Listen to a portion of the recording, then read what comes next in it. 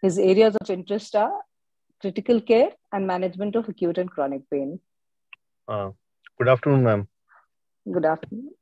So, can we start the session?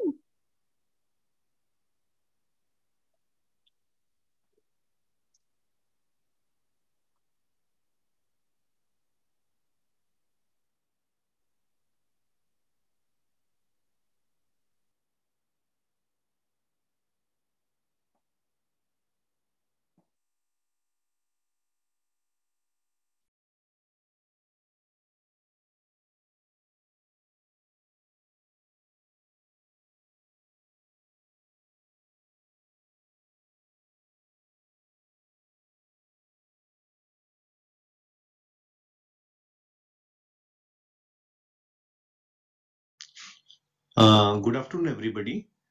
I would like to thank the organizer for giving me this opportunity. I'll be discussing about an important topic, that is rapid sequence induction, which is commonly asked in the rapid sequence induction, or RSI as it is usually called, involves rapid control of airway, thus mitigating the risk of regurgitation and aspiration of gastric content. The primary objective of RSI is to minimize the time interval between the loss of consciousness and rectal intubation. Mendelssohn in 1946 described chemical immunities in obstetrical patients following anesthesia, and Roberts and Shirley determined that chemical immunitis is more likely if pH is less than 2.5 and volume is equal to or more than 0.3 ml per kg body weight. Phenylcholine was introduced in 1951, and the Salik's maneuver, or the cricoid pressure, usually called, was described in 1961 by Salik et al. Collating the findings of Mendelssohn and Salik, Stapt and Safar in 1970 described the technique of rapid sequence induction and intubation. The primary indications remain the patients at risk for reflux and aspiration of gastric content during usually emergency surgery. The increased risk of regurgitation is usually there in patients who are obese, with incompetent lower esophageal sphincter tone like hiatus hernia, who are full stomach like inadequate fasting and delayed gastric emptying. Delayed gastric emptying is usually due to either gastric bowel obstruction or diabetes mellitus. Increased risk of aspiration is usually present with impaired laryngeal reflexes. Contraindicated for patients whose airway may be difficult to manage. Classical steps of RSI includes preparation, pre-oxygenation, positioning usually in a head-down tilt, induction with predetermined dose of induction agent and a short-acting muscle relaxant, application of cricoid pressure, avoidance of ventilation, and followed that by laryngoscopy, intubation of trachea with a cuff tube. Recently, the 7 P's of RSI have been described, which have included physiological optimization and post-intubation management as an additional step. So, next comes the first step is the preparation. Preparation basically is includes the determination of the gastric volume and how to empty it or reduce the acidity of the gastric content. Ultrasound is a non-invasive tool that helps us in determining whether the gastric content is particulate or non-particulate, and the volume by determining the dimensions of the gastric entry. As we all know that the aspiration by the particulate aspiration is more detrimental than the non-particulate aspiration. The pre-induction gastric emptying, the stomach can be emptied only partly by an orogastric or a nasogastric tube. Preoperative NGT is usually indicated in patient with distended stomach, mostly in bowel obstruction. Tube, if already placed for gastric decompression as in patient in intestinal obstruction, should be sectioned before induction of anesthesia, be left open and in place to limit the increase in intragastric pressure during induction. It doesn't interfere with the application of cricoid pressure as such the studies have found. The next step in preparation is to the gastric emptying. to increase the gastroesophageal motility to decrease the volume of the stomach. So metoclopramide and erythromycin are the commonly used drug that promotes gastric emptying and also enhance the lower esophageal sphincter barrier pressure. The onset of action, the duration of action, and the doses are commonly asked in your examination, and also the complication. Another next step is the reduction of the gastric content, either by neutralization of the acid that is already in stomach or inhibition of the gastric acid secretion. Elevation of the or neutralization of the acid already in the stomach leads to increase in the gastric fluid volume. And we don't usually use any particulate antacid because aspiration of any particulate matter is equivalent to acid aspiration. Neutralization is usually done by non-particulate 0.3 molar sodium citrate solution around 30 ml, or the second one is bicitra, that is a combination of sodium citrate and citric acid. Apart from this, we can increase the pH and reduce the volume of the gastric content by using either H2 receptor blockade or proton pump inhibitor. But they do not have any effect on the acid fluid already in place, so they don't decrease the acidity of the already liquid in the stomach. So that is why a combination of a prokinetic agent with an H2 receptor blockade or a proton pump inhibitor is usually advised in the preoperative period. Here also the usual doses and the routes are important and are usually asked in your final exam. The next step is pre-oxygenation. Pre-oxygenation is basically adequate is application of 100% oxygen to optimize the oxygen reservoir before induction of anesthesia. That involves all the nitrogen in the alveoli is removed. That is alveolar denitrogenation, and is filled with oxygen. This helps in prolonging the duration of apnea after induction of anesthesia and administration of muscle relaxant, especially in conditions like obstetric patients who have reduced FRC, increased oxygen consumption in pediatric patients or in critical ill patients. It's more so important. There are a lot of techniques that have been described for pre-oxygenation. Of the most commonly used is the tidal volume breathing. Tidal volume breathing is inspiration of 100% oxygen in a normal tidal volume for 3 to 5 minutes. Modification of this is one vital capacity breath followed by tidal volume breathing. Another methods are like deep breathing, that is single vital capacity breath, 4 deep breaths, 8 deep breaths, or extended deep breathing like 12 to 16 respiratory inspiratory capacity breaths, or one vital capacity breath followed by deep. There are all combinations of the breathing patterns that increase or accelerate the denitrogenation process. So when we see about which is more faster, so the studies have found the 8 respiratory capacity breath is more better than tidal volume, that is more better than the 4 deep breaths as per the literature. Another important techniques that are pre-oxygenation and additional maneuver. That includes giving non-invasive positive pressure, either CPAP or BiPAP. They're mostly utilized for patients who are obese, pregnant, or critically ill who have a very high oxygen demand. And then are another method of insufflation that includes Thrive and other methods we will discuss later on. So the final endpoint is the fractional end tidal oxygen concentration should be more than 0.9 by end tidal oxygraphy, so that a critical endpoint, that is safe apnea time, is achieved of 3 minutes at least. Another the technique for prolongation of apnea time, there are 2 or 3 methods. One is the no desat or nasal oxygen during efforts during a tube, that was described by Levitan et al.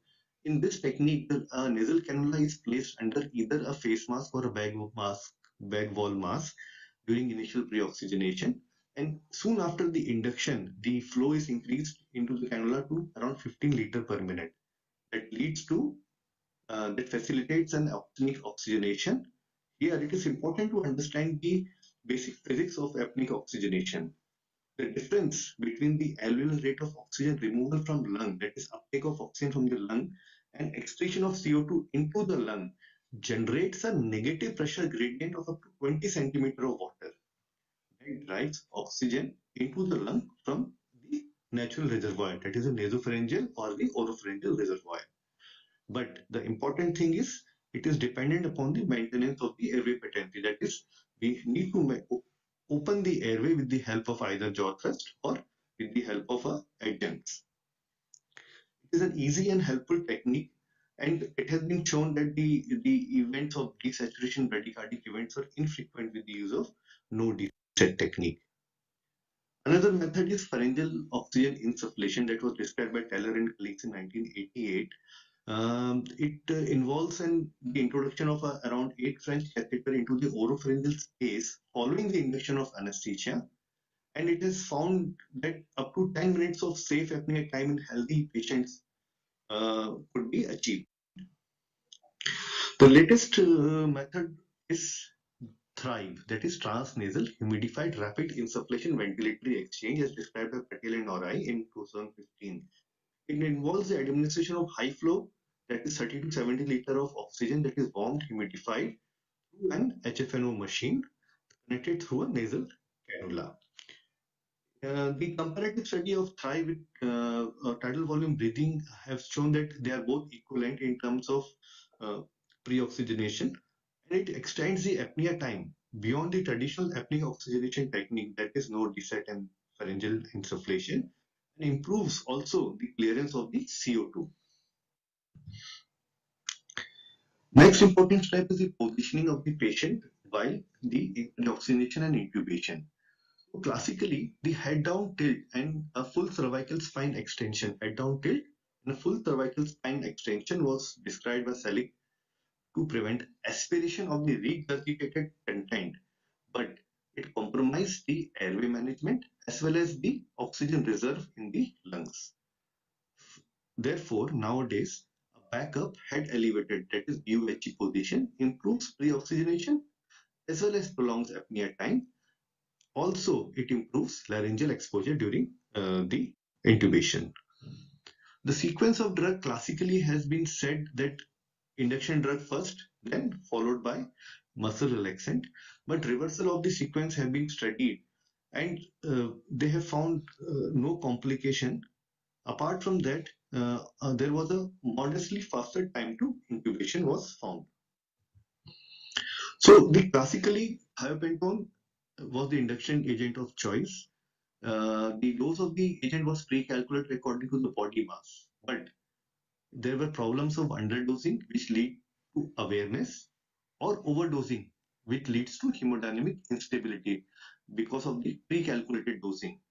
That is why nowadays titration uh, uh, is being followed, but the problem is that it increases the length of time between the unconsciousness and tracheal intubation. We have to weigh the risk and balance between the titration and the fixed dosing. Apart from that, recently propofol has become the drug of choice for the anesthesia induction for RSI, and also etomidate, ketamine, and midazolam have been studied for rapid sequence induction. Which drug has to be used now? The patient's clinical condition remains the main factor for the choice of the drug. For example, patients who are hemodynamic unstable will be given ketamine or etomidate. Plus, even now, the short-acting opioids or lignocaine or esmolol have also been studied along with rapid sequence induction to obtain the pressure response in hypertensive patients. Succinylcholine was a neuromuscular agent of choice despite diverse risks because of its utility of spontaneous recovery. But mind it, the rapid recovery to allow retrieval of a failed intubation scenario is misplaced. It takes around 3 to 4 minutes, and that is a time sufficient to for a hypoxic event to occur. So then came the rocuronium, but the intubation scores remain very poor with 0.6 milligram per kg. Now, the recommended dose remains 0.9 milligram per kg or greater, or most commonly used is 1.2 milligram per kg. With the advent of the sugammadex and rocuronium combination, now this has more or less replaced in most of the countries.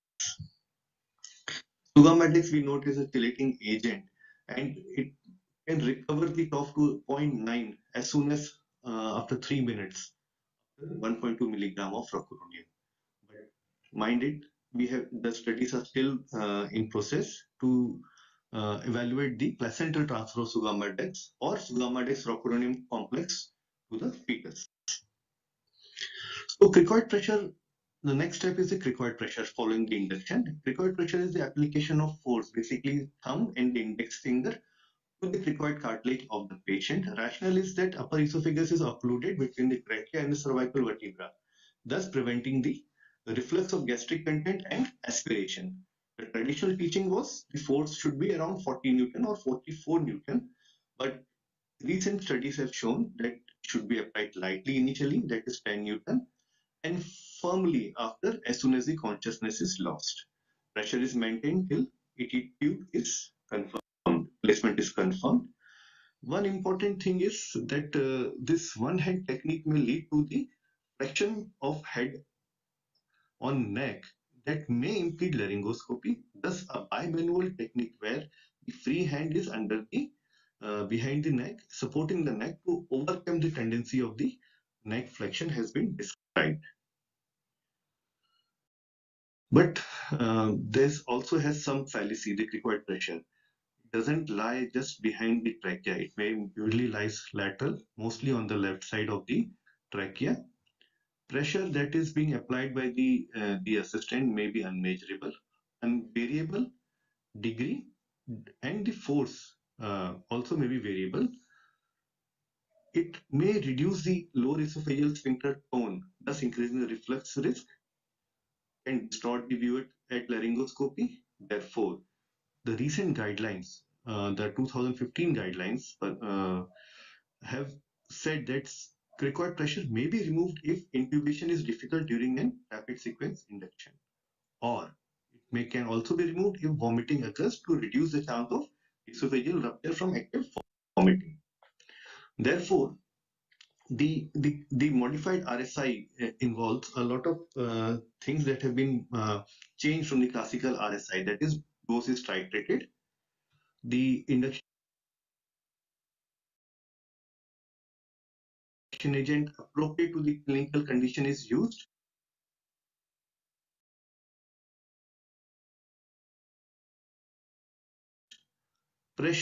Positive pressure ventilation can be done, especially below 20 centimeter of water. Can we release the cricoid pressure? Can be released if it is compromises the laryngeal view of intubation? Succinylcholine or rocuronium can be used, and opioids can be used as pre-medication. The review for rapid sequence induction in obstetric revisited that said that propofol appears to be valid, but not as obviously superior because it gets transferred from the feto-maternal placental unit to the fetus and may lead to fetal depression. So still thiopentone remains a choice. In traumatic cervical injury, the RSI is basically is a combination of four members.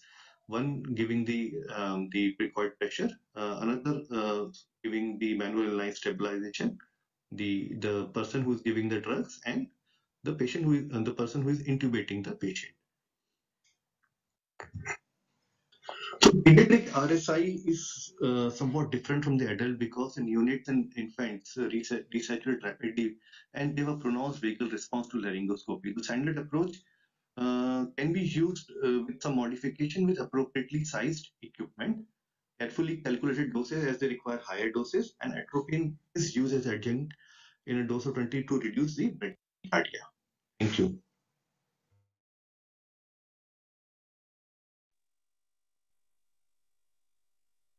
Thank you, Dr. Nitin. Thank you, ma'am.